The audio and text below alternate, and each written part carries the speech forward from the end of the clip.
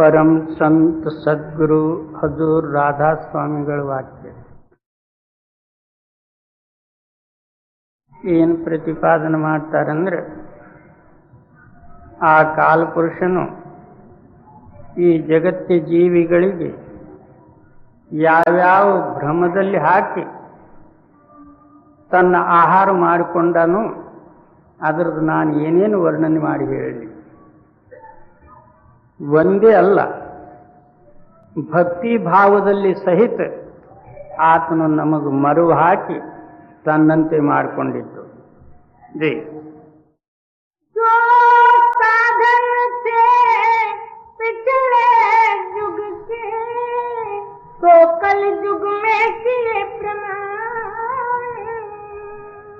ಯಾವ ಹಿಂದಕ್ಕಿನ ಸಾಧನೆಗಳಿದ್ದುವೋ, ಸತ್ಯಯುಗ ಅಥವಾ ಕೃತಾಯುಗ, ತ್ರೇತಾಯುಗ, ದ್ವಾಪಾರದ ಸಾಧನೆಗಳು ಕಲಿಯುಗದಲ್ಲಿ ನಮಗೆ ಪ್ರಮಾಣಾಸ್ಪದ ಮಾಡಿ ಅದೇ ಸಾಧನದಲ್ಲಿ ನಮಗೆ ಹಚ್ಚೇನದಂದ್ರೆ ತನ್ನಂತೆ ಮಾಡಿಕೊಂಡಿತ್ತು. ಅದು ಹೇಗೆ? ಕೃತಾಯುಗದಲ್ಲಿ ಈ ಮನುಷ್ಯರ ಶರೀರ ಆಯುಷ್ಯ ಎಷ್ಟಿತ್ತು ಅಂದ್ರೆ 1,00,000 ವರ್ಷದ ಆಯುಷ್ಯಿತ್ತು. ತ್ರೇತಾಯುಗದಲ್ಲಿ 10 ಪಾಲು ಕಮ್ಮಾಗಿ 10,000 ವರ್ಷದ ಆಯುಷ್ಯ ಆಯಿತು. ದ್ವಾಪಾರ ಯುಗದಲ್ಲಿ 1,000 ವರ್ಷದ್ದಾಯಿತು. ಕಲಿಯುಗದಲ್ಲಿ 100 ವರ್ಷದ ಆಯುಷ್ಯ ಪ್ರಮಾಣ. ಇದರಲ್ಲಿ ಮತ್ತೆ 50 ವರ್ಷ ದಿವಸವೂ ಹೋಯಿತು, 50 ವರ್ಷ ರಾತ್ರಿ ಹೋಯಿತು. ಈಗ ಘೋರ ಕಲಿಯುಗ ಇರೋದ್ರದಿಂದ 50 ವರ್ಷದ ಮೇಲೆ ಬಂದಿದ್ದು. ಅಷ್ಟರಲ್ಲಿ ಈತನು ಪ್ರಪಂಚ, ಕುಟುಂಬ, ಸಂಸಾರಿಕ ಭೋಗಾದಿಗಳು ಭೋಗಿಸುವುದು, ಮತ್ತೆ ಹಿಂದಕ್ಕಿನೂ ಏನದಂದ್ರೆ ಜಪತಪಾದಿಗಳು, ನೇಮಕರ್ಮಾದಿಗಳು ಸಾಧನ ತಗೊಂಡು ಇವನು ಸಾಧನೆ ಮಾಡಿದರೆ ಮುಕ್ತಿ ಸಿಗಬಹುದ? ಹೇಗ? ಈಗ ಅಲ್ಪಾಯುಷ್ಯದಲ್ಲಿ ನಮಗೆ ಅಲ್ಪವಾದಂತಹ ಸರಳವಾದಂತಹ ಮಾರ್ಗ ನಮಗೆ ಬೇಕಾಗಿದೆ. ಈಗಿನ ಜನರು ಪ್ರಾಣಾಯಾಮ, ಪ್ರತ್ಯಾಹಾರ ವಗೈರೆ ಮಾಡ್ಲಾರ. ನೇತಿ, ಧೋತಿ, ಬಸ್ತಿ, ಕ್ರಿಯಾದಿಗಳು ಈಗ ಸಾಧನೆ ಇಲ್ಲ. ಯಾಕಂದ್ರೆ ಭೋಗಾಸಕ್ತ ಆದಂತಹ ಜೀವಿಗಳಿಗೆ ಇಂಥ ಕಠಿಣ ಸಾಧನದಿಂದ ಎಂದೂ ಆಗಲಾರ್ದು, ಅಸಾಧ್ಯ ಅಂತ ಹೇಳಿ ತಿರುಗಿ ಬಿಡಬೇಕಾಗ್ತದೆ. ಅದಕ್ಕೆ ಕೆಲವು ಜನರು ಬ್ರಹ್ಮಜ್ಞಾನಾದಿಗಳು ತಗೊಂಡು ಬರೇ ಮಾತಿಂದು ಮತ್ತು ಬುದ್ಧಿ ವಿಚಾರಕ್ಕೆ ಬ್ರಹ್ಮನಂತ ಹೇಳಿ ಭಾವಿಸಿ ಅಷ್ಟಕ್ಕೆ ಮೋಕ್ಷ ಅಂತ ಹೇಳಿ ತಿಳಿಯುವುದು ಮನುಷ್ಯ ಶರೀರ ಮಾತ್ರ ಕಳ್ಕೊಂಡು ಹೋಗುವುದು. ಅದಕ್ಕೆ ಆ ಕಾಲಪುರುಷನು ಯಾವ್ಯಾವ ರೂಪದಿಂದ ಈ ಪ್ರಾಣಿಗಳಿಗೆ ಬಂಧನದಲ್ಲಿ ಹಾಕ್ಯಾನಂತ ಹೇಳಿ ಹೇಳುವುದಕ್ಕೆ ವರ್ಣನೆ ಆಗುವುದಿಲ್ಲ.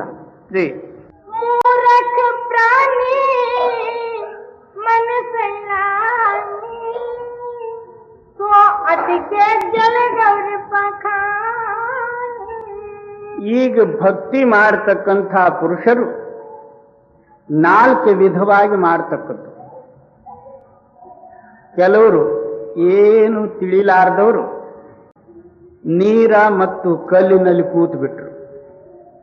ಅವರಿಗೆ ಆತ್ಮ, ಚೇತನ, ಜ್ಞಾನ, ಸಾಧನ ವಗೈರೆ ಏನು ಗೊತ್ತಿರಲಾರ್ದವರು ಹಿಂದಕ್ಕಿನ ಪರಂಪರಾ ಏನು ಬಂದದೋ ಅದೇ ಒಂದು ಭಕ್ತಿ ಅಂತ ಹೇಳಿ ಭಾವಿಸಿ ಸಾಧಾರಣ ಮಟ್ಟಿಗೆ ಪೂಜಾ ಪಾಠ ನೇಮಾದಿಗಳು ನೀರ ಮತ್ತು ಕಲ್ಲಿನ ಪೂಜೆಯಲ್ಲಿ ಅವರು ಕೂತು ಬಿಟ್ರು. ಏನು ತಿಳಿಲಾರ್ದವರು ಜಡ ಪ್ರಾಣಿಗಳು. ಜೈ ಬುದ್ಧಿಮಾನ್ ಅಭಿಮಾನಿ ವಿದ್ಯಾ ನಾರಿಗೆ ಹುಯೆ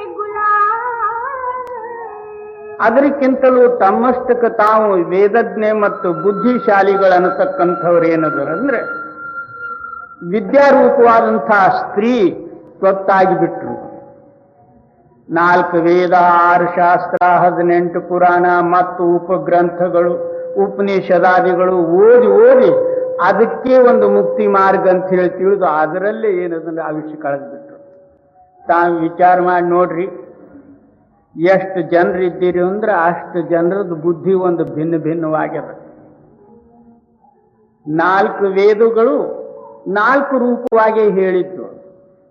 6 ಶಾಸ್ತ್ರ 6 ಶಾಸ್ತ್ರ ತಗೋರಿ ಅಂದ್ರೆ 6 ಶಾಸ್ತ್ರದ ಏನದಂದ್ರೆ ಭಿನ್ನ ಮತ. ಪಾತಂಜಲಿ ಶಾಸ್ತ್ರ ಯೋಗ ಇರಲಾರದೆ ಮುಕ್ತಿ ಸಿದ್ಧ ಇಲ್ಲ ಅಂತ ಅವ್ರ ಸಿದ್ಧಾಂತ. ಯೋಗಶಾಸ್ತ್ರ ಪಾತಂಜಲಿ ಋಷಿಗಳು ಬರೆದಾರೆ, ನ್ಯಾಯಶಾಸ್ತ್ರ ಗೌತಮ ಋಷಿಗಳು ಬರೆದಾರೆ. ಆ ನ್ಯಾಯದಲ್ಲಿ 16 ಪ್ರಮಾಣಗಳದಾವ. ಆ 16 ಪ್ರಮಾಣ ನ್ಯಾಯ ಎಲ್ಲಿಯವರೆಗೂ ತಿಳಿಯೋದಿಲ್ಲ ಅಂದ್ರೆ ಅಲ್ಲಿವರೆಗೂ ಮುಕ್ತಿ ಇಲ್ಲ ಅಂತ ನ್ಯಾಯಶಾಸ್ತ್ರ. ವೇದಾಂತ ಶಾಸ್ತ್ರ ಏನಂತದೆ, ಏಕ ಬ್ರಹ್ಮ ದ್ವಿತೀಯ ನಾಸ್ತಿ, ಒಬ್ಬ ಬ್ರಹ್ಮನು ಇನ್ನೊಂದು ಏನೂ ಇಲ್ಲ ಅಂತ ಒಂದು ಸಿದ್ಧಾಂತ. ಸಾಂಖ್ಯಶಾಸ್ತ್ರ ಕಪಿಲ ಮುನಿಗಳು ಮಾಡಿದ್ದು, ತತ್ವ ನಿರ್ಣಯ ಮಾಡಿ ಎಲ್ಲ ಮಿಥ್ಯ ಭಾವಾದಿಗಳು ಜಗತ್ಯಾದಿಗಳು ದೂರ ಕರೆಸಿ ಶೇಷ ಇದ್ದಂಥ ವಸ್ತು ಪರಮಾತ್ಮನು ಅಂತ ಹೇಳಿ ಆತನ ಸಿದ್ಧಪಡಿಸಿ. ಈಗ ನೋಡಬೇಕಾದ್ರೆ ಪ್ರತಿಯೊಬ್ಬರದು ಒಂದು ಮತ ಭಿನ್ನ ಭಿನ್ನವೇ. ಈಗ 6 ಮಂದಿ ಕೂಡಿ ಯಾವುದರೇ ಒಂದು ನ್ಯಾಯ ಸಿದ್ಧಪಡಿಸುವ ಕಾಲದಲ್ಲಿ 6 ಮಂದಿದ ಮತ ಭಿನ್ನ ಭಿನ್ನ ಬಿದ್ದ ಕಾಲದಲ್ಲಿ ಅದು ಸಿದ್ಧಾಂತ ಹೇಗಾಯಿತು? ಅದರಂತೆ 18 ಪುರಾಣ. 18 ಪುರಾಣಗಳು ಏನದಾವಂದ್ರೆ ಹಿಂದಿನ ಭಕ್ತರು ಮತ್ತು ದೇವಿ ದೇವತಾದಿಗಳ ಹಿಸ್ಟ್ರಿ ಅದಾವ. ಗಣೇಶ ಪುರಾಣದಲ್ಲಿ ಗಣೇಶನೇ ದೊಡ್ಡಪ್ಪ, ಶಿವ ಪುರಾಣದಲ್ಲಿ ಶಿವನೇ ದೊಡ್ಡಪ್ಪ, ವಿಷ್ಣು ಪುರಾಣದಲ್ಲಿ ವಿಷ್ಣುನೇ ದೊಡ್ಡವನು, ಶಕ್ತಿ ಪುರಾಣದಲ್ಲಿ ಶಕ್ತಿನೇ ದೊಡ್ಡಕ್ಕೆ. ಇನ್ನು ಯಾರು ದೊಡ್ಡವರು ಅಂತ ತಿಳಿಬೇಕು. ಗರುಡ ಪುರಾಣದಲ್ಲಿ ಗರುಡೇ ದೊಡ್ಡವನು, ಇಲಿ ಪುರಾಣದಲ್ಲಿ ಇಲಿನೇ ದೊಡ್ಡದು, ಇನ್ನು ಯಾರಿಗೆ ಹಿಡಿಯೋದು? ಅದಕ್ಕೆ ಇವು 18 ಪುರಾಣ, ಇವು ಹಿಂದಿಕಿನ ಹಿಸ್ಟ್ರಿಗಳು. ಈಗ ನಾವೇನು ಮಾಡ್ತೇವೆ ಅಂದ್ರೆ ಹಿಂದಿನ ಶಾಸ್ತ್ರಾದಿಗಳ ಆಧಾರದಿಂದ ತಕ್ಕ ಮಟ್ಟಿಗೆ ಏನಾದರೂ ಸಹಿತನು ಕಲ್ಲ ನೀರ ದೇವಿ ಫೋಟೋ ಅಂಥವು ಇಂಥವು ಮನ್ಯಾಗ ತಂದು ಅದಕ್ಕೆ ಪೂಜೆ ಮಾಡ್ಕೋತ ನಡೆದು ಬಿಟ್ಟಿದ್ದೆವು. ನಮ್ಮ ಚೇತನ ಸತ್ತ ನಾನು ಯಾರು ಅನ್ನೋದು ಅದು ವಿಚಾರವೇ ಇಲ್ಲ. ಕೆಲವರು ಕಲ್ಲ ಮತ್ತು ನೀರಿನಲ್ಲಿ ನಿಂತು ಬಿಟ್ರು, ಕೆಲವರು ಪುಸ್ತಕ ಮತ್ತು ಗ್ರಂಥಾದಿಗಳಲ್ಲಿ ನಿಂತು ಬಿಟ್ರು. ಆ ಗ್ರಂಥದಲ್ಲಿ ಹೀಗೆ ಹೇಳಿದೆ, ಈ ಗ್ರಂಥದಲ್ಲಿ ಹೀಗೆ ಹೇಳಿದೆ, ಆ ಗ್ರಂಥದಲ್ಲಿ ಅದು ಇನ್ನೊಬ್ರದ್ದಾಯ್ತಲ್ಲಪ್ಪ, ನಿಂದೇನದ ಅದ್ರಾಗ ಏನು? ಯಾರು ಶಾಸ್ತ್ರಕಾರರು ಬಂದ್ರು ಸಹಿತನು ಶಾಸ್ತ್ರಗಳ ಆಧಾರ ಹೇಳ್ತಾರೆ ಹೊರತಾಗಿ ತನ್ನ ಅನುಭವ ಹೇಳುವುದಿಲ್ಲ. ಎಲ್ಲಿವರೆಗೂ ನೀನೇ ಕಂಡಿಲ್ಲ ಅಂದ್ರೆ ಇನ್ನೊಬ್ರಿಗೆ ಏನು ಹೇಳುವುದು? ಶ್ರೀ बाकी जीव बीत के जितने ना मूर्ख नाते बुद्धिमान. ಏನು ಕಲ್ಲು ನೀರಿನಲ್ಲಿ ಸಿಲುಕಿದಂಥದ್ದು ಒಂದು ಮತ, ಪುಸ್ತಕ ಮತ್ತು ಗ್ರಂಥಾದಿಗಳಲ್ಲಿ ಸಿಕ್ಕಂಥವರು ವಿದ್ವಾನ್ರು ಇದು ಒಂದು ಮತ, ಇನ್ನ ಒಂದು ಇದು ಎರಡೂರ ಮಧ್ಯದಲ್ಲಿದ್ದದ್ದು.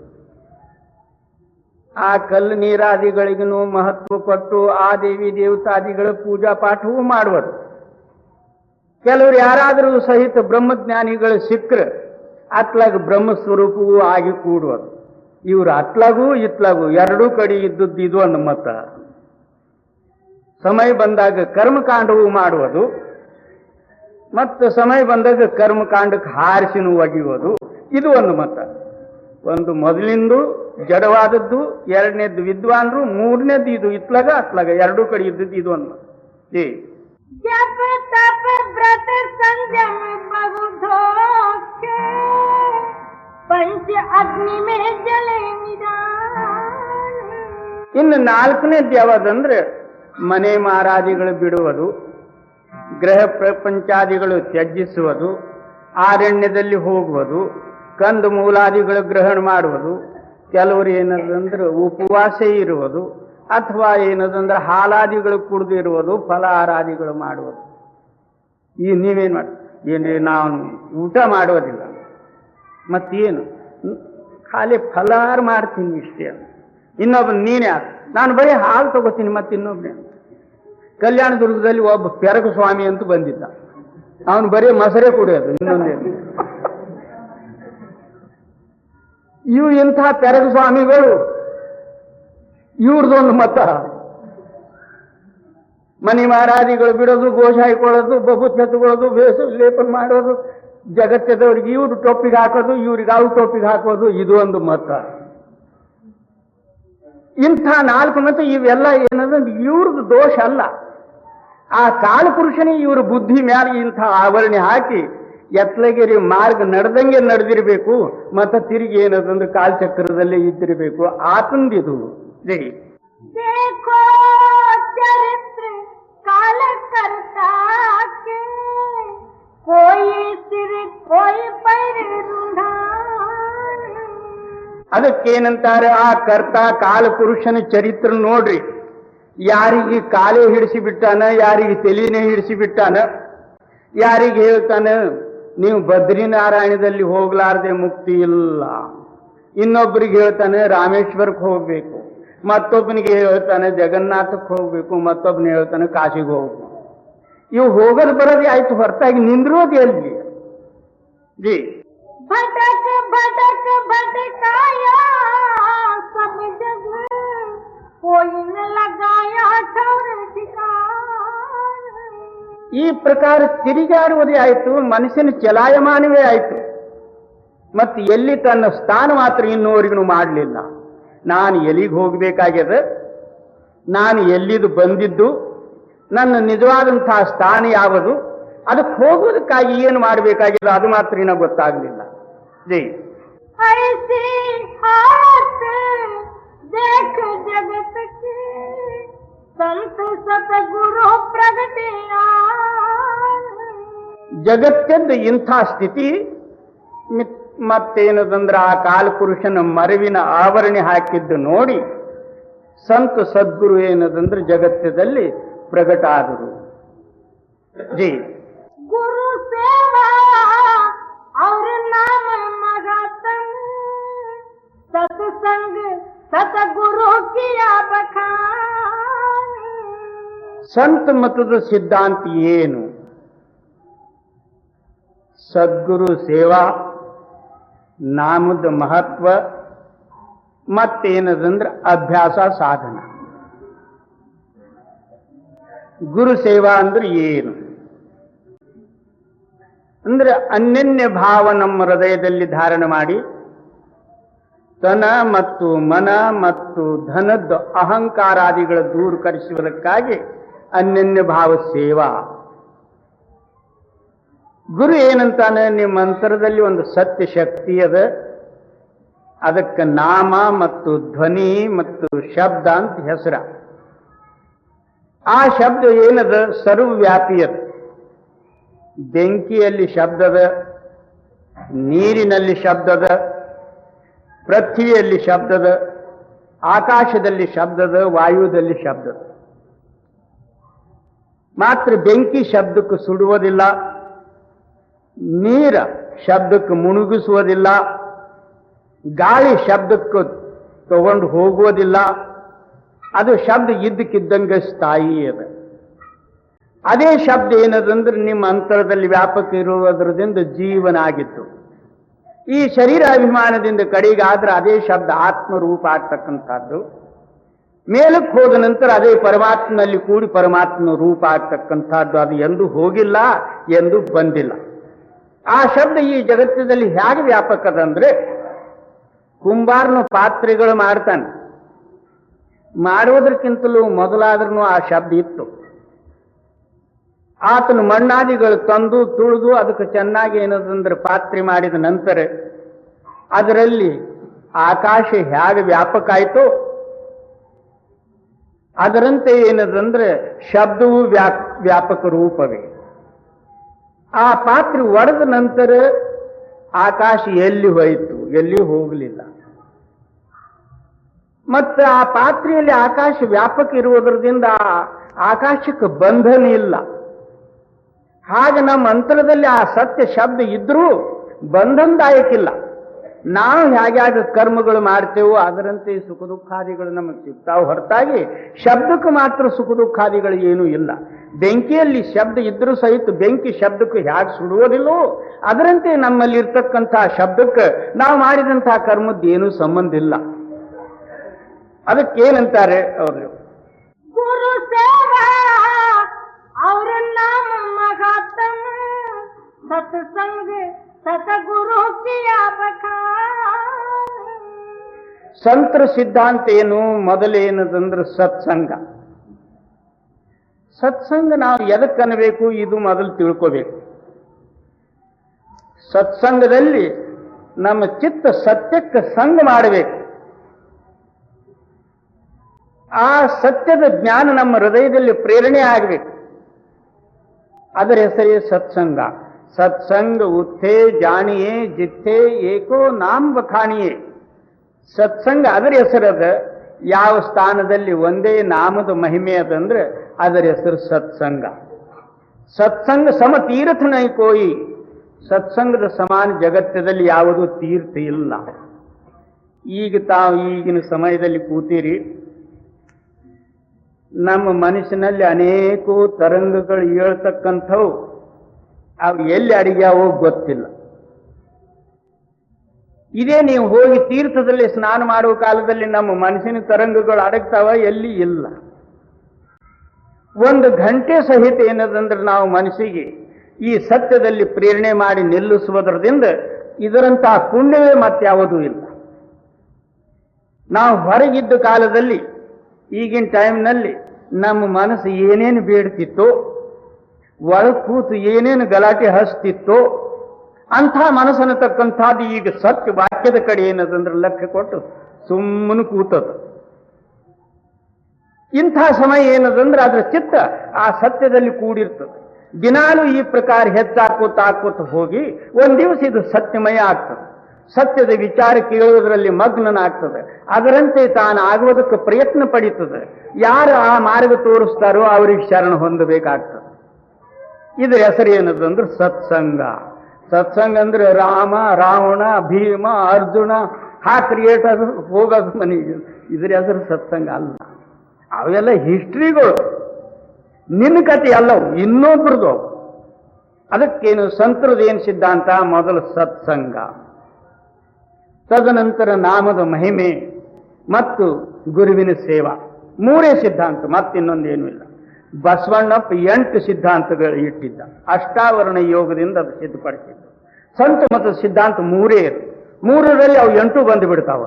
ಜೈ साधन तीन सारे उन बनने और साधन सब तो बिना। ಮೂರೇ ಮುಖ್ಯವಾದಂತಹ ಸಾಧನ: ಸತ್ಸಂಗ, ನಾಮ ಮತ್ತು ಸೇವಾ. ಇವು ಮೂರಿದ್ರು ಸಾಕು, ಮತ್ತೆ ಇನ್ನೊಂದು ಏನು ಬೇಕಾಗಿಲ್ಲ, ಎಲ್ಲ ಬಂದುಬಿಟ್ರು. ಬಾಕಿ ಸಾಧನೆಗಳೆಲ್ಲ ಥೋತೆ ಅಂದ್ರೆ ಅವು ಬರೇ ಡೊಳ್ಳ. ಜಿ वेद शास्त्र और स्मृति पुराण पढ़ना इनका बिरथा जाए। ಇಂಥ ಸತ್ಯ ಸಾಧನೆ ಇರಲಾರದೆ ಬರೇ ವೇದಶಾಸ್ತ್ರ ಗ್ರಂಥಗಳು ಹಾಳಿ ತಿರುಕೋತು ಕೂಡೋದ್ರದಿಂದ ನಿರರ್ಥಕ ಆವಿಷ್ಯ ಕಳ್ಕೊಂಡು ಹೋಗುವುದು. ಬೇಕಾದಷ್ಟು ಮಂತ್ರವೂ ಕಲ್ತಿ, ಇನ್ನೊಬ್ರಿಗೆ ಹೇಳೋದು ಬಂತು, ನೀನು ತಿಳಿಲಿಲ್ಲ ಅಂದ್ರೆ ಯಾತ್ರಶಾಸ್ತ್ರ. पंडित भेख पेट के मारे वे संतन पर करते ताने। ಪಂಡಿತ ಜನರು ಮತ್ತು ವೇಷಧಾರಿ ಸಾಧುಗಳು ತಮ್ಮ ಸ್ವಾರ್ಥ ಹೇತುಕ್ಕಾಗಿ ಸಂತರು ನಿಂದ ಮಾಡೋದಕ್ಕೆ ಮಾತ್ರ ಪ್ರಾರಂಭ ಮಾಡ್ತಾರೆ. ಯಾಕೆ? ಅವರಿಗೆ ಅನುಭವದ ಜರುರತ್ತಿಲ್ಲ ಅಥವಾ ಮುಕ್ತಿ ಜರುರತ್ತೂ ಇಲ್ಲ. ವಿದ್ವತ್ತಾದಿಂದ ಪೂಜ್ಯತ್ವ ಪ್ರಾಪ್ತಿ ಮಾಡಿಕೊಂಡು ಹೇಗೆ ನಾವು ಈ ಸಂಸಾರದಲ್ಲಿ ದ್ರವ್ಯ ಪ್ರಾಪ್ತಿ ಮಾಡಿ ಸುಖಿ ಆಗಬೇಕು ಅನ್ನೋದು ಒಂದೇ ಹೇತು ಇರ್ತದೆ ಹೊರತಾಗಿ ಅವ್ರಿಗೆ ಮುಕ್ತಿ ಪ್ರಾಪ್ತಿಗೆ ಏನು ಜರುರತ್ತಿಲ್ಲ. ಪಂಡಿತರಿಗೆ ಏನು ಮುಕ್ತಿ ಜರುರತ್ತದ? 4 ಅತ್ಲಾಗಿನ ಶಾಸ್ತ್ರ ಮಂತ್ರ ಪಂತ್ರ ಹೇಳಿದ್ರೇನೋ, ಹಣ ಕಿತ್ಕೊಂಡ್ರೇನೋ, ಮನೆಗೆ ಹೋಗ್ಬಿಟ್ರು, ನೀನು ಚೆನ್ನಾಗಿ ಆಗಿ ಮುಕ್ತಿ ಆಗ್ತಿ ಹೋಗು. ಎಲ್ಲಿ ಮುಕ್ತಿ ಆಗೋದು? ಇವನಿಗೆ ಸಿಗೋದು ಎಲ್ಲಿ? ಜೇ कित कर संत उन्हें समझावे वे माने नहीं माने ಅವರಿಗೂ ಸಹ ಇವ್ರ ಹಿತ ಆಗಲಿ ಅಂತ ಹೇಳಿ ಸಂತರು ಅವರಿಗೆ ಹಿತೋಪದೇಶ ಮಾಡಿ ತಿಳಿಸ್ತಾರೆ. ಪರಂತು ಅವರಲ್ಲಿ ಇಂಥ ಅಭಿಮಾನಿ ಇರುವುದರಿಂದ ಅವ್ರು ತಿಳಿದಾರೆ ಎಲ್ಲಿದ್ದು? ಒಳಗಿಂದ ನಮ್ಮದು ಹೋದಾಗ ಇನ್ನೊಬ್ರದ್ದು ತಿಳಿಯೋದಾದಿತ್ತು. ತಾನೇ ಒಳಗೆ ಕೂತ ಕಾಲದಲ್ಲಿ ಇನ್ನೊಬ್ರದ್ದು ಕೇಳೋರು ಯಾರು? ಜೈ उनके चाहे मान और धन की परमारथ से खाली जान। ಎಲ್ಲಿ ಅವರಿಗೆ ಏನದಂದ್ರೆ ದೊಡ್ಡ ಸ್ತನಿಕೆ ಸಿಗ್ತದ, ಎಲ್ಲಿ ದ್ರವ್ಯ ಸಿಗ್ತದಂದ್ರೆ ಮತ್ತ ಅದರಿಂದೇ ಅವ್ರು ಬೆನ್ನತ್ತಿರ್ತಾರೆ ಹೊರತಾಗಿ ಪರಮಾರ್ಥ ಅವ್ರಿಗೆ ಬೇಕಾಗುವುದಿಲ್ಲ. ದ್ರವ್ಯ ಎಲ್ಲಿ ಸಿಗ್ತದ ಮುಕ್ತಿ ಸಿಕ್ಕಂಗೆ ಅವ್ರಿಗೆ ಜಿ 84 चक्कर मारे फिर गिरते चारों खान जी पिछले युग की विद्या पढ़ते कोई न्याय वेदांत बखान जी ना साधन अधिकार न परखे पढ़ने का करते अभिमान ಅದಕ್ಕೆ ಮೊದಲಿನ ಯುಗದ್ದೆಲ್ಲ ವಿದ್ಯೆಗಳು ಕಲ್ತು ಓದುವುದು, ಇನ್ನೊಬ್ಬರಿಗೆ ಪ್ರಚಾರ ಮಾಡಿ ಹೇಳುವುದು, ಅದರಲ್ಲಿ ಸಾಧನಿಲ್ಲ, ಅಧಿಕಾರತ್ವ ಇಲ್ಲ. ಅಂದ್ರೆ ಮುಂದೆ ಇವರಿಗೆ ಮುಕ್ತಿ ಮತ್ತು ಆತ್ಮ ಜಾಗೃತಿ ಆಗ್ತಕ್ಕಂಥದ್ದು ಅಲ್ಲಿ ಪ್ರಮಾಣವೇ ಇಲ್ಲ. ತನ್ನಷ್ಟಕ್ಕೆ ತಾನು ಅಭಿಮಾನ ರಹಿತನಾದ ಕಾಲದಲ್ಲಿ ಅದು ಚೇತನ ಪ್ರಕಾಶ ಆಗ್ತದೆ. ಇವರಲ್ಲಿ ಏನದಂದ್ರೆ ದ್ರವ್ಯ ಮತ್ತು ಅಭಿಮಾನ ಎರಡೂ ಹೇತು ಏನದಂದ್ರೆ ಮುಚ್ಚಿದ ಕಾಲದಲ್ಲಿ ಹೇಗೆ ಆತ್ಮ ಜಾಗೃತಿ ಆಗ್ಬೋದು. ಜೈ इस युग के विद्या नहीं पढ़ते ताते उल्टे गिरे निदान ಆ ಶಾಸ್ತ್ರಗಳು ಏನ್ ಹೇಳುದು, ಯಾವ ಟೈಮದಲ್ಲಿ ಅವು ಹೇಳಿದ್ದದಾವ. ಈಗ ಗೀತಾಶಾಸ್ತ್ರ ತಗೊಂಡು ಎಲ್ಲ ಜನರೆಲ್ಲರೂ ಅದಕ್ಕೆ ಮುಖ್ಯವಾದಂತಹ ಗ್ರಂಥ ಅಂತೇಳಿ ಹಿಂದೂಸ್ತಾನದೊಳಗೆ ಅದು ಒಂದು ಎಲ್ಲರಲ್ಲಿನೂ ಇದ್ದದ್ದೇ. ಪ್ರತಿಯೊಬ್ಬರು ಬಂದವರೆಲ್ಲರೂ ಗೀತಕ್ಕೆ ಮುಂದಿಟ್ಟು ವರ್ಣನೆ ಮಾಡಿ ಮಾಡಿ ಹೇಳಿ ಹೋಗ್ತಾರೆ. ಪರಂತು ಗೀತಾದ ರಹಸ್ಯ ಏನದ ಅದು ಮಾತ್ರ ಗೊತ್ತಾಗ್ತದೆ. ಅದ್ರ ಮ್ಯಾಗ ಟೀಕಾ ಸಾವಿರಾರು ಆಗಿರಬಹುದು. ತಿಳಕ ಗೀತಾ ಅದ, ಗಾಂಧಿ ಗೀತಾ ಅದ, ಪ್ರತಿಯೊಬ್ಬರು ಒಂದೊಂದೊಂದು ಏನದಂದ್ರೆ ಅದ್ರ ಮ್ಯಾಗ ಟೀಕಾ ಮಾಡಿ ಹೋಗ್ಯಾರ. ಪರಂತು ಅದ್ರದ್ದು ಮುಖ್ಯ ತಾತ್ಪರ್ಯ ಏನದಂದ್ರೆ ಅದು ಗೊತ್ತಾಗ್ಬೋದು. ಅದು ಯಾವ ಸಮಯದಲ್ಲಿ ಹೇಳಿದ್ದದ, ಕೌರವರು ಪಾಂಡವರು ಯುದ್ಧ ಆಗೋ ಕಾಲದಲ್ಲಿ 17 ಅಕ್ಷೋಹಿಣಿ ಸೇನಾ 7 ಅಕ್ಷೋಹಿಣಿ ಸೇನಾ ಪಾಂಡವರದು, 11 ಅಕ್ಷೋಹಿಣಿ ಸೇನಾ ಕೌರವರು. ಇವು ಎರಡೂ ಸೇನಾಯಿನ ಕಾಲದಲ್ಲಿ ಅರ್ಜುನ ಶ್ರೀಕೃಷ್ಣಗೆ ಏನಂತಾನೆ, ಸ್ವಾಮಿ ನನಗೆ ಯಾರ್ಯಾರ ಸಂಗಡ ಯುದ್ಧ ಮಾಡುವುದದ, ನನಗೆ ಮೊದಲು ಅವರಿಗೆ ನೋಡುವುದದ. ಅದಕ್ಕೆ ನನ್ನ ರಥ ಏನದಂದ್ರೆ ಎರಡೂ ಸೇನದ ಮಧ್ಯದಲ್ಲಿ ಒಯ್ದು ನಿಲ್ಲಿಸ್ರಿ. ಶ್ರೀಕೃಷ್ಣ ಸಾರ್ಥಿ ಇದ್ದ, ಯಾಕಾಗವಲ್ದಂತ ಹೇಳಿ ಎರಡೂ ಸೇನದ ಮಧ್ಯದಲ್ಲಿ ಒಯ್ದು ಆ ರಥ ನಿಲ್ಲಿಸಿದ. ಎರಡೂ ಕಡೆ ಸೇನಾ ಮತ್ತು ಯೋದ್ಧಾ ಪುರುಷರಿಗೆ ನೋಡಿ ಅರ್ಜುನ್ ಏನಂತಾನೆ, ಸ್ವಾಮಿ ಈಗಿನ ಸಮಯದಲ್ಲಿ ನಾನು ಎದಕ್ಕಾಗಿ ನಿಂತೀನೋ ಅದು ತಿಳಿಯೋಲ್ದು ನನಗೆ. ಒಂದು ಕೇವಲ ಕಿಂಚಿತ್ ರಾಜ್ಯ ಲೋಭಕ್ಕಾಗಿ ನನ್ನ ಗೋತ್ರವದ ನಾನೇ ಮಾಡಬೇಕಾದ್ರೆ ಮತ್ತೆ ಈ 18 ಅಕ್ಷೋಹಿಣಿ ಸೇನಾ ಎಲ್ಲ ನಷ್ಟ ಆಗಿ ಹೋಗೋ ಕಾಲಕ್ಕೆ ಇವರು ಸ್ತ್ರೀಯರೆಲ್ಲರೂ ಮುಂದೆ ವರ್ಣಶಂಕರಾಗಿ ಜಗತ್ತ ಪಾಪಕ್ಕೆ ನಾನೇ ಕಾರಣ ಆದಂತ ಆಗಬಹುದು. ಅದಕ್ಕಾಗಿ ನಾನು ಯುದ್ಧ ಎಂದೂ ಮಾಡುವುದಿಲ್ಲ ಅಂತ ಹೇಳಿ ಶಸ್ತ್ರ ಕೆಳಗಿಟ್ಟ. ಆಗಿನ ಕಾಲದಲ್ಲಿ ಇನ್ನು ಇನ್ನೊಂದೇನೂ ಉಪಾಯ ಇದ್ದಿದ್ದಿಲ್ಲ. ಅದಕ್ಕೆ ಶ್ರೀಕೃಷ್ಣ ಏನದಂದ್ರೆ ಗೀತಾ ಶುರು ಮಾಡಿದ. ತಾವು ಈಗ ವಿಚಾರ ಮಾಡ್ರಿ, ಇಬ್ಬರು ಬಡದಾಟಕ್ಕೆ ದೊಣ್ಣೆಗಳು ತಗೊಂಡು ನಿಂತೀರಿ. ಅವನು ಇವ ಹಾಕೋದು, ಇವನಿಗೆ ಅವ ಹಾಕೋದು. ಆ ವೇಳೆಯಲ್ಲಿ ಒಬ್ಬನು ಬಂದು ಏನದಂದ್ರೆ ಆತ್ಮಜ್ಞಾನ ಹೇಳ್ತೀನಿ ಕೇಳ್ರಿ ಅಂದ್ರೆ ಕೇಳ್ಯಾರ. ಆವಾಗಿನ ಬುದ್ಧಿ ಯಾವುದು, ಅವಾಗಿನ ಶೌರ್ಯ ಅವರಲ್ಲಿ ಯಾವದಿರ್ತದೋ ಒಬ್ಬನಿಗೊಬ್ಬರು ಏಟ್ ಹಾಕೋದಿರ್ತದೆ. ಅಂತಹ ಸಮಯದಲ್ಲಿ ಗೀತಾ ಕೇಳೋದಕ್ಕೆ ಬಂದಿತ್ತ. ಎಷ್ಟು ಸೂಕ್ಷ್ಮ ಆತ್ಮಜ್ಞಾನದ ಬಡದಾಟದ ಕಾಲದಲ್ಲಿ ಆ ಗೀತಾ ಕೇಳೋದಕ್ಕೆ ಬಂದಿತ್ತ. ನಮ್ಮ ಅಂಥ ಸಮಯದಲ್ಲಿ ಗೀತಾ ರಚಿತ ಅದು ಆ ಯುದ್ಧ ಕಾಲದಲ್ಲಿ ಗೀತಾ ಬರಿಕೋತಿ ಯಾರು ಕೂತಿದ್ರಲ್ಲಿ, ಕೃಷ್ಣ ಕೂತಿದ್ನ, ಅರ್ಜುನ ಕೂತಿದ್ನ. ಅದು ಸಂಜೆ ಏನದಂದ್ರೆ ಗೀತಾ ರಚನಾ ಮಾಡಿದ್ದು. ಅದು ಕೃಷ್ಣ ಮತ್ತು ಅರ್ಜುನ ಸಂವಾದ ರೂಪದಿಂದ. ಮತ್ತೆ ತಿರುಗಿ ಆ ಗೀತಾದಲ್ಲಿ ಏನಂತಾರೆ, ಕೃಷ್ಣವೇ ಕಾಲ ರೂಪ. ದ್ವಾಪಾರ ಕಡೆಗೆ ಕೃಷ್ಣ ಅವತಾರಿತ್ತು. ಇನ್ನು ಮುಂದೆ ಕಲಿಯುಗ ಬರಬೇಕಾಗಿತ್ತು.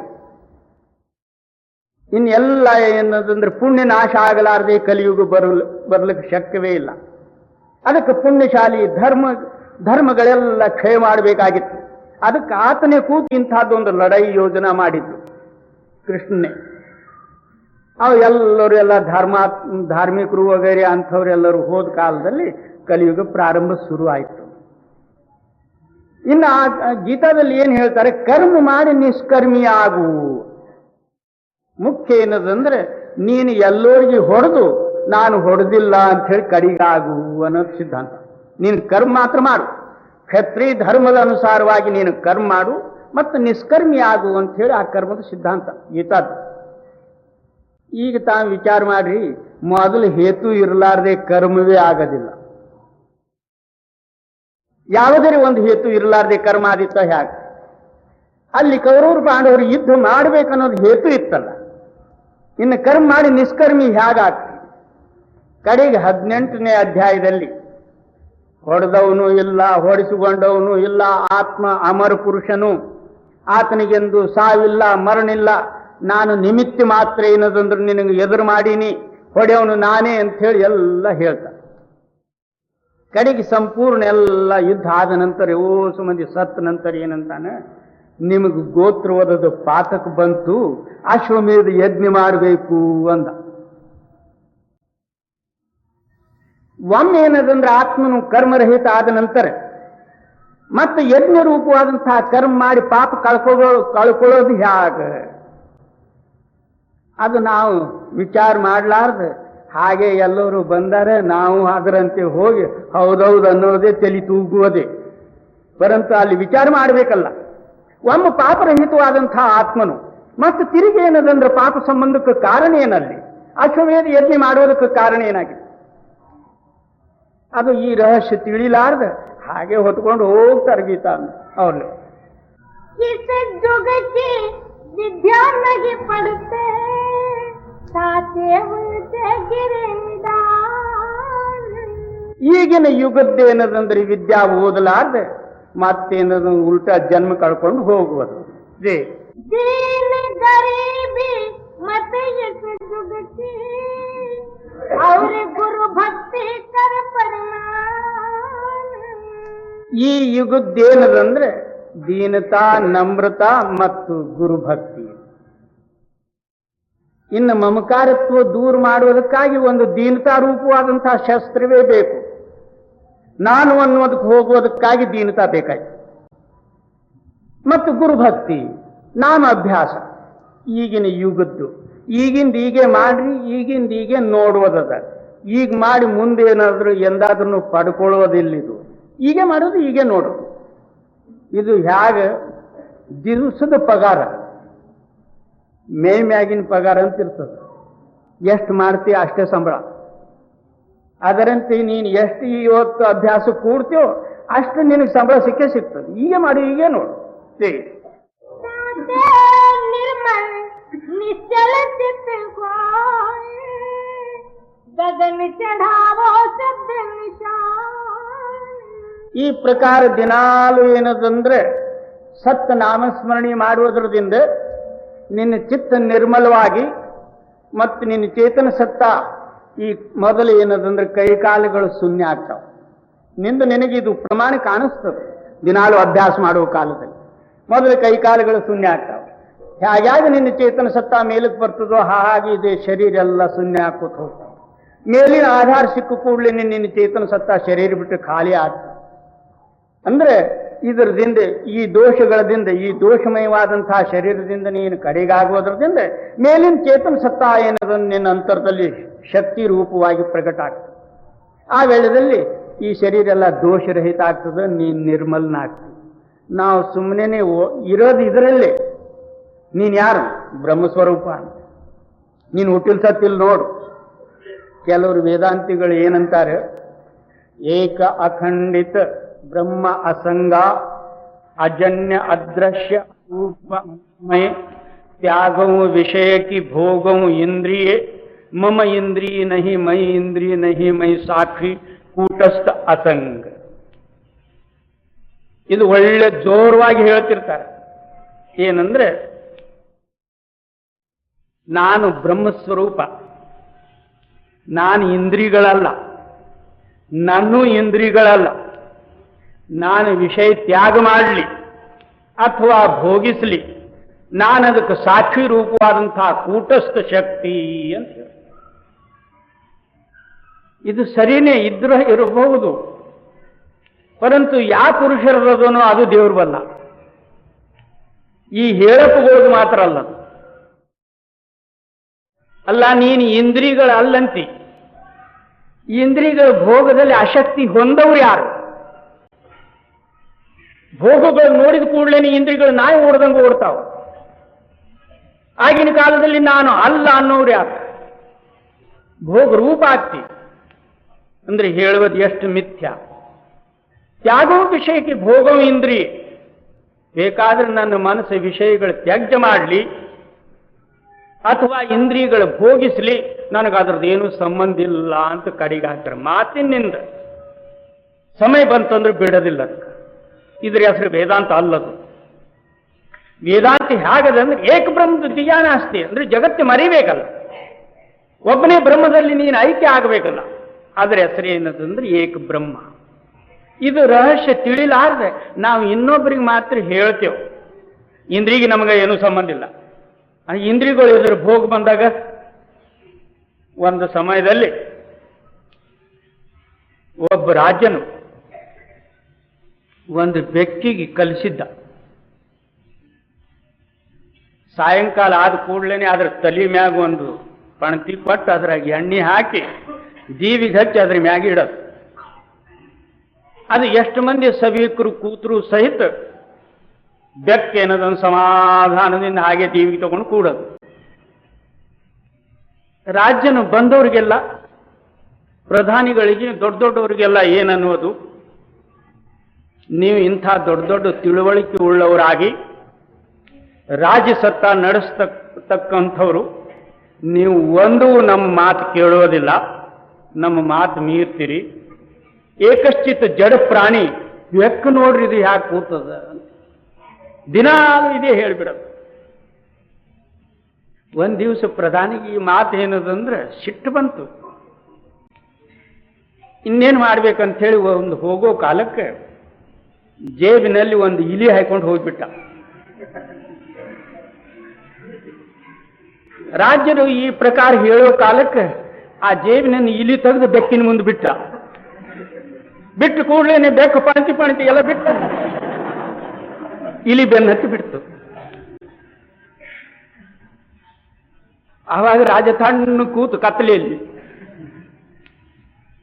ಹಾಗೆ ಎಲ್ಲಿಯವರೆಗೂ ನಮ್ಮೆದುರು ಆ ಭೋಗಗಳು ಬಂದಿಲ್ಲೋ ಅಲ್ಲಿವರೆಗೂ ನಾವು ಬ್ರಹ್ಮಜ್ಞಾನಿಗಳೇ. ಸ್ಥಿರವಾಗಿ ಬ್ರಹ್ಮಸ್ವರೂಪದ ಮಾತುಗಳು ಬೇಕಾದಷ್ಟು ಹೇಳಬಹುದು. ಅವು ಭೋಗಗಳು ಬಂದು ಇಲಿ ಬಂತು ಎದರ ಆಗ ಕತೆ ಯದಂತಿಗಳು ಹೋಗ್ಬಿಟ್ಟು ಎತ್ತಲಾಗ. ಇದ್ರ ಹೆಸರು ವೇದಾಂತ ಅಲ್ಲ, ಇದು ಸಿದ್ಧಾಂತವೂ ಅಲ್ಲ, ಏನೋ ಒಂದು ಮಾತು ಅವರು. निश्चल चित गोय गगन चढ़ावो शब्द निशान. ಈ ಪ್ರಕಾರ ದಿನಾಲು ನೀನು ಅಭ್ಯಾಸ ಮಾಡುವುದರಿಂದ ನಿನ್ನ ಚಿತ್ತ ಶುದ್ಧಿಯಾಗಿ, ನಿನ್ನ ಚೇತನ ಆತ್ಮನು ಪ್ರಕಾಶ ಆಗಿ, ನಿನ್ನ ಚೇತನ ಸತ್ತ ಏನಂದ್ರೆ ಶಬ್ದದಲ್ಲಿ ಕೂಡಿಸು. ಆ ಶಬ್ದ ನಿರ್ಮಲ್ ಇರುವುದರಿಂದ ಎಲ್ಲಿದ್ದು ಬಂದದೋ ಅಲ್ಲಿಗೆ ನಿನಗೆ ಸೀದಾ ಕರ್ಕೊಂಡು ಹೋಗ್ತದೆ. ಮತ್ತೆ ಅತ್ಲಾಗಿತ್ಲಾಗ ಅಡ್ಡ ದಾರಿ ತುಳಿಬ್ಯಾಡ ನೀನು. ಯಾಕಂದ್ರೆ ಆಯುಷ್ಯ ನಿಂದು ಅಲ್ಪ ಆಯುಷ್ಯ ಈಗಿನ ಟೈಮ್ನಲ್ಲಿ. ಹಿಂದಕ್ಕಿನ ಯಾವಾಗಲೂ ಹಿಡ್ಕೊಂಡು ಕೂಡಬೇಡ. ಜೈ सूरत शब्द मार्ग अंतर्मुख पांच शब्द का गो ठिकान. ಏನು ಇದು ಸಾಧನೆ ಯಾವುದಂದ್ರೆ ಸುರ್ತ ಶಬ್ದ ಯೋಗ. ಸುರ್ತ ಎನ್ನೋದಂದ್ರೆ ನಿಮ್ಮ ಚೇತನ ಸತ್ತ, ಅದು 5 ಶಬ್ದದಲ್ಲಿ ಕೂಡಿಸ್ತಕ್ಕಂಥದ್ದು ಇದು ಯೋಗ. ಇಲ್ಲಿದ ಮೇಲಕ್ಕೆ ಹೋದ ನಂತರ 5 ದೇಶಗಳದಾವ. ಆ 5 ದೇಶದಲ್ಲಿ 5 ಶಬ್ದಗಳದಾವ. ನೇತ್ರದ ಕೆಳಗೆ ಏನದಂದ್ರೆ 52 ಅಕ್ಷರಗಳದಾವ. ಅಲ್ಲಿದ ಮೇಲೆ ಹೋದ ನಂತರ 5 ದೇಶದಲ್ಲಿ 5 ಶಬ್ದಗಳದಾವ. ಆ 5 ಶಬ್ದದ ಭೇದ, 5 ದೇಶದ ಪ್ರಕಾಶ ಗುರು ಏನದಂದ್ರೆ ನಿನಗೆ ಅಂತರದಲ್ಲಿ ತಿಳಿಸಿಕೊಡ್ತಾನೆ. ಆ ದೇಶದಲ್ಲಿ ಹೋದ ನಂತರ ಇಂತಿಂಥ ಶಬ್ದಗಳು ಬರ್ತಾವ. ಕೆಳಗಿನ ಶಬ್ದ ಬಿಡುವುದು, ಮೇಲ್ ಬರ್ತಕ್ಕಂತಹ ಶಬ್ದ ಈ ಪ್ರಕಾರ ಧಾರಣ ಮಾಡಿ ನೀನು ಸತ್ತ ಲೋಕಕ್ಕೆ ಹೋಗುವಂತ ಮೊದಲು ಗುರು ತೋರಿಸ್ಬಿಡ್ತಿ. ಮತ್ತ ಆಗಿನ ಸಮಯದಲ್ಲಿ ಪ್ರತಿಯೊಂದು ಸ್ಥಾನದಲ್ಲಿ ಗುರುವು ನಿನ್ನ ಸಂಗಡಿ ಇರ್ತಾನ. ಮತ್ತೆ ಯಾ ಗುರು ಒಳಗೆ ಹೋಗಿಲ್ಲ ಅಂದ್ರೆ ನಿನ್ನ ಸಂಘ ಬರೋರು ಯಾರು? ಹೊರಗಿಂದ ಹೇಳಿಬಿಟ್ಟಿದ್ರು ನೀನು ಬ್ರಹ್ಮನಾಗ ಹೋಗ್ಬಿಡಿ ಅತ್ಲಾಗೆ ಅಂದ್ರೆ ಯಾರು ಬರೋರಲ್ಲಿ? शब्द शब्द पौड़ी पे चढ़कर पहुंचो सचखंड सतनाम. ಈ ಪ್ರಕಾರ ಮೇಲೆ ಹೋಗುವುದಕ್ಕೆ 5 ದೇಶಗಳು 5 ಸ್ಥಾನಗಳದಾವ. ಮೇಲಿನ ಶಬ್ದ ಧಾರಣ ಮಾಡುವುದು, ಕೆಳಗಿಂದ ಬಿಡುವುದು, ಈ ಪ್ರಕಾರ ಧಾರಣ ಮಾಡಿ ನೀನು ಸತ್ಲೋಕ ಸಚ್ಖಂಡಕ್ಕೆ ಹೋಗಿ ಮುಟ್ಟು. ಸತ್ಯ ಎಂದು ಸತ್ತಿಲ್ಲ, ಎಂದು ಹುಟ್ಟಿಲ್ಲ. ಸತ್ಯ ಅದು ಬ್ರಹ್ಮವೂ ಅಲ್ಲ, ಅದು ಪರಬ್ರಹ್ಮವೂ ಅಲ್ಲ. ಬ್ರಹ್ಮ ಪರಬ್ರಹ್ಮನಲ್ಲಿ ನೀನು ಆವರಣಿತಿದ್ದಿ, ನಿನ್ನ ಮ್ಯಾಗ ಆವರಣದಾವ ಹೊರತಾಗಿ ನೀನು ಬ್ರಹ್ಮ ಪರಬ್ರಹ್ಮನ ಅಂಶ ಅಲ್ಲ. ಜೈ पहले गुरु को ध्याओ और काम सब पीछे जाए. ಈ ಎಲ್ಲ ಸಾಧನೆಗಿಂತಲೂ ಮೊದಲು ನೀನು ಗುರುವಿನ ಧ್ಯಾನ ಮಾಡು. ಬಾಕಿ ಕೆಲಸ ಎಲ್ಲ ಹಿಂದಿಂದ. ಯಾಕಂದ್ರೆ ಯಾರು ತೋರ್ಸ್ಯಾರ ಅವ್ರು ಒಳಗದಾರೋ ಇಲ್ಲೋ ನೋಡ್ಬೇಕ ಇಲ್ಲ. ಅವರು ಏನದು ಹೊರಗಿಂದ ಹೇಳಿ ಕಡಿಗಾದ್ರು ಏನು ಅವ್ರ ಒಳಗೆ ನನಗೆ ಸಾಯ್ತಾಕ ಬರ್ತಾರೋ ಇಲ್ಲೋ ಇದು ಬೇಕಲ್ಲ. ಅದಕ್ಕೆ ನೀನು ಮೊದಲು ಗುರುವಿನ ಧ್ಯಾನ ಮಾಡು, ಮತ್ತು ಬಾಕಿ ಕೆಲಸ ಎಲ್ಲ ಬಿಟ್ಬಿಡು. ಇದು ಒಂದು ಮುಖ್ಯ ಆದ್ರೂ ಸಾಕು. ಜೈ गुरु की मूरत हृदय बसाओ चंद्र चकोर प्रीत घटा. ಗುರುವಿನ ಮೂರ್ತಿ ಹೃದಯದಲ್ಲಿ ಹೇಗೆ ಧಾರಣ ಮಾಡುವುದಂದ್ರೆ, ಹೇಗೆ ಚಂದ್ರನಲ್ಲಿ ಚಕೋರ್ ಪಕ್ಷಿ ಲಕ್ಷ ಹಚ್ಚಿ ಧ್ಯಾನ ಮಾಡಿರ್ತದ ಆ ಪ್ರಕಾರ ಚಂದ್ರನಲ್ಲಿ ಈ ಪ್ರಕಾರ ಅದು ಲಕ್ಷ ಹಚ್ಚಿರ್ತದ. ಚಂದ್ರನು ಮಧ್ಯರಾತ್ರಿಯಲ್ಲಿ ಬಂದ ಕಾಲದಲ್ಲಿ ಮೇಲಕ್ಕೂ ಚೊಂಚು ಮಾಡಿ ಹಾಗೆ ಕೂತಿರ್ತದ, ಹೊರತಾಗಿ ಅತ್ಲಾಗಿತ್ಲಾಗಳಿಗೆ ಹಾರೋದಿಲ್ಲ. ಹಿಂದಿಂದ ಹೋಗಿ ಅದಕ್ಕೆ ಹಿಡಿದ್ರೂ ಸಹಿತ ಸ್ಮೃತಿ ಇರೋದಿಲ್ಲ. ಪಶ್ಚಿಮಕ್ಕೆ ಬಂದ ನಂತರ ಮತ್ತೆ ತಿರುಗಿ ಚೊಂಚು ಭೂಮಿಗೆ ಹತ್ತಿರ್ತದ, ತಿರುಗಿ ಕೂಡುವುದಿಲ್ಲ. ಆ ಪ್ರಕಾರ ಚಂದ್ರನಲ್ಲಿ ಲಕ್ಷ ಹಚ್ಚಿರ್ತದೆ. ಆ ಚಂದ್ರನ ಶಾಂತಿ ಇದರಲ್ಲಿ ಬರುವುದರಿಂದ ಮತ್ತು ಬೆಂಕಿ ಚಂದ್ರನ ರೂಪ ಕಾಣಿಸುವುದರಿಂದ ಪ್ರಾತಃ ಕಾಲ ಎದ್ದು ಬೆಂಕಿ ತಿಂದರೂ ಸಹಿತ ಅದಕ್ಕೇನೂ ಆಗೋದಿಲ್ಲ. ಈ ಪ್ರಕಾರ ನೀನು ಗುರುವಿನಲ್ಲಿ ಲಕ್ಷ ಹಚ್ಚಿ ಗುರು ರೂಪ ಆಗಿಬಿಡು. ನಾನು ಅನ್ನೋದು ಅವನಲ್ಲಿ ಐಕ್ಯ ಹೊಂದಿ ಬಿಡು. ಅದರ ಹೆಸರೇನು? ಗುರು ಶಿಷ್ಯರ ಐಕ್ಯತ್ವ. ತಾನು ಇರಲಾರದೆ ಹೋಗಿದ್ದೇ ಗುರು ಶಿಷ್ಯನ ಐಕ್ಯತ್ವ. ಎಲ್ಲಿವರೆಗೂ ನಾನಿದ್ದೀನಿ, ನನಗೆ ಕಾಣಿಸ್ತಾನ, ಹೀಗದನ ಹಾಗದನ ಅಂತಾನಂದ್ರೆ ಇನ್ನ ಇವನೇ ಅದನ್ನು ಹೊರತಾಗಿ ಗುರು ಇಲ್ಲ ಅಂತ ಸಿದ್ಧ. ಜಿ जब लग ऐसे प्रीत न होवे तब लग साधन यही बखान.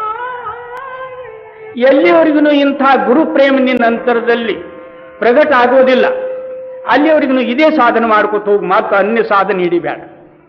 ಕೆಲವರು ಏನ್ ಮಾಡಿರ್ತಾರೆ ಅಂದ್ರೆ, ಗುರು ಭಕ್ತಿ ಬಿನ ಶಬ್ದ ಮೇ ಪಚತೆ ಓ ಬಿ ಮಾನುಖ ಮೂರಖ ಜಾನ್. ಗುರುಭಕ್ತಿ ಇರಲಾರ್ದೆ ಶಬ್ದದ್ದು ಏನು ಮಾರ್ಗ ತೋರಿಸಿದ್ದದ ಆ ಶಬ್ದ ಕೇಳುವುದಕ್ಕೆ ಕೂಡ್ತಾರಂದ್ರೆ ಅವರು ಮೂರ್ಖರು. ಯಾಕೆ?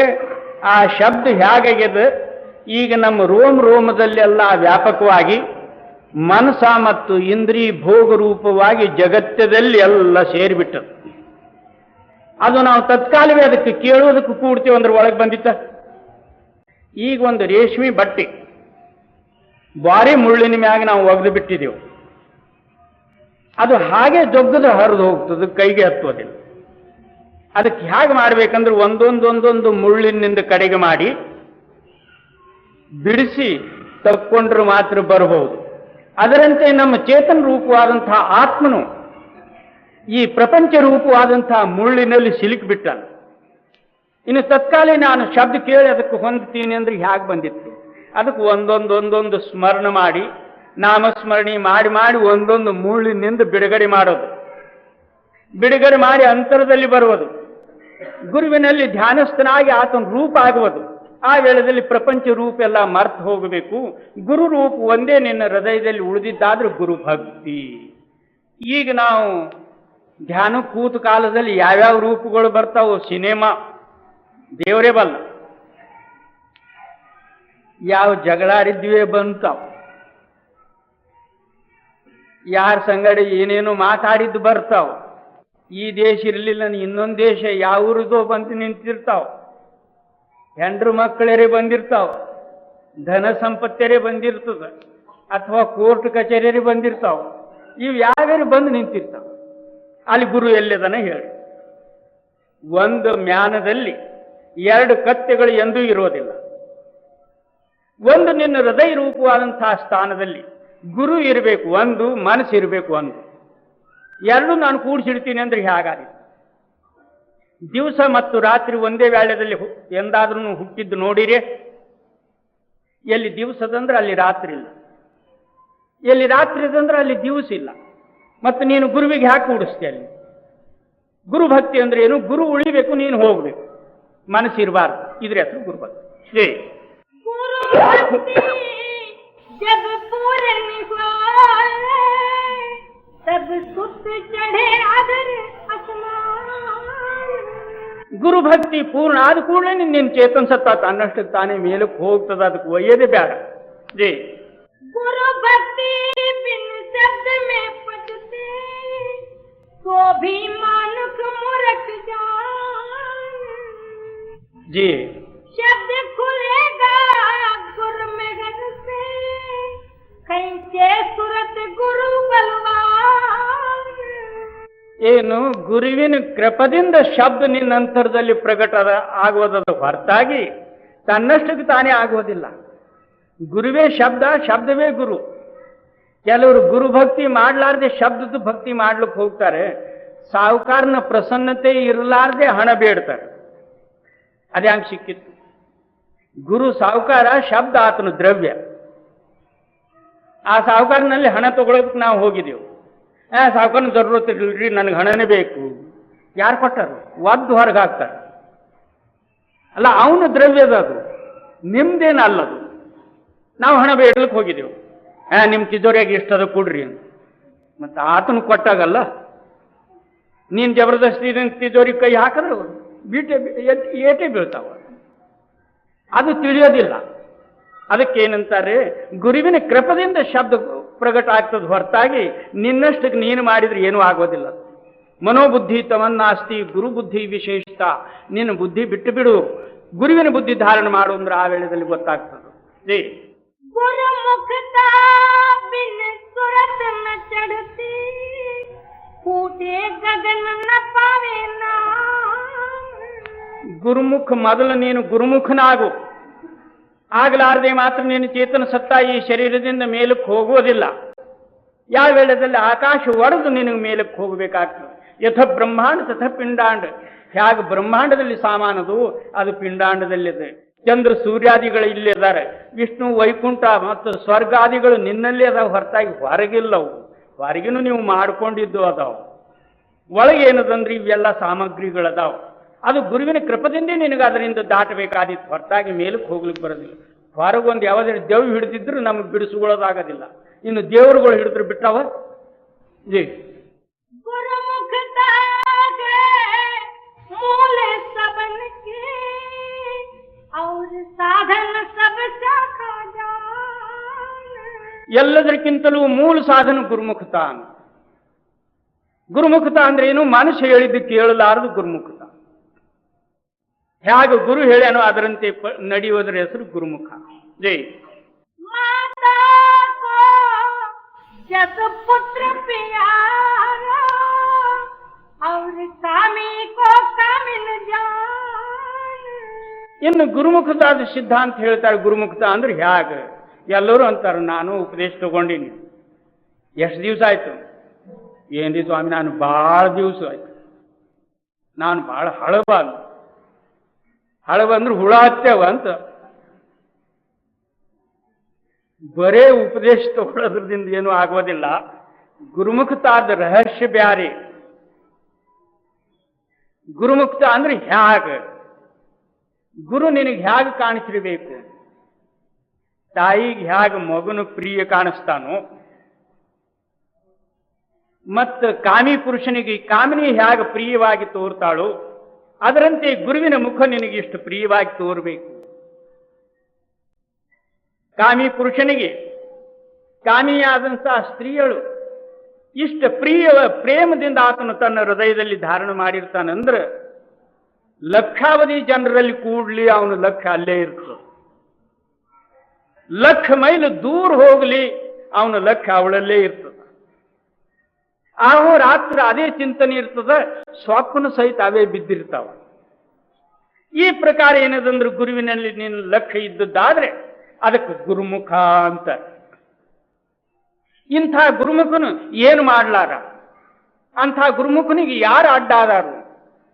ಏನಂತಾರೆ, ಜೇತೆ ತಾರಾ ಗಗನ ಮೇ ಉತ್ನಾ ಬೈರಿ ಥಾಯ್ ಜಾಪರ್ ದಯಾ ಸತ್ಗುರು ಕಿ ಬಾಲನ ಬಾಂಕಾ ಹೋ.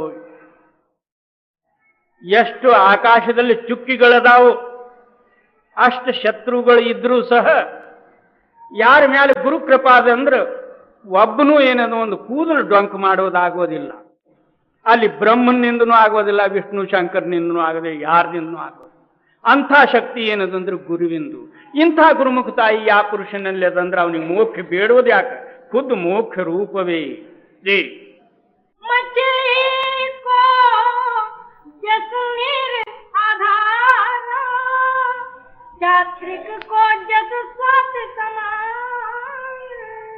ಮತ್ತೆ ಹೇಗಿರಬೇಕು ಅಂದ್ರೆ ಹೇಗ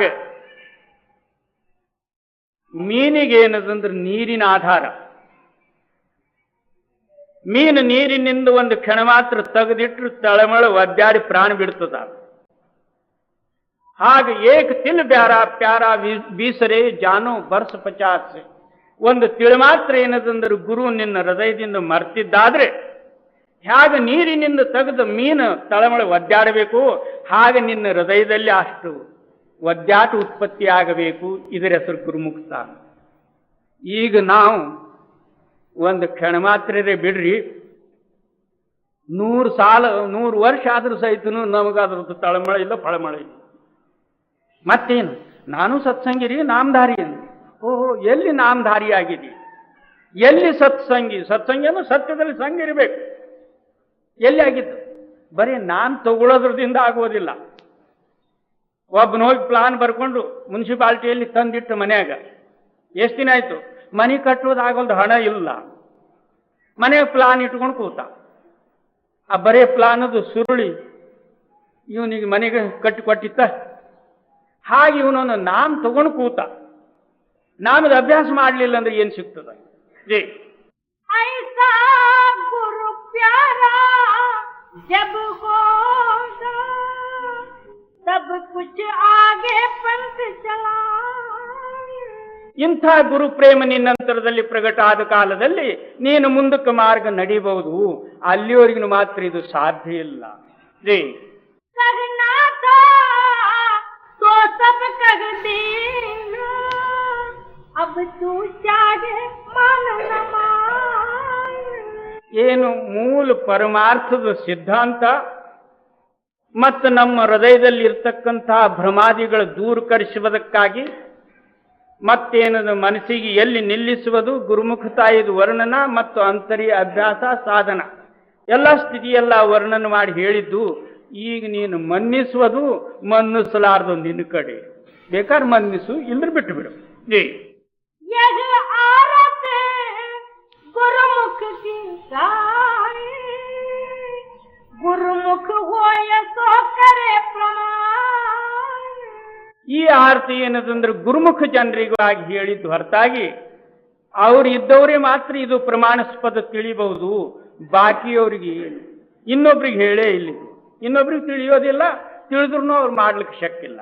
ಜೈ राधा स्वामी भक्ति बताई,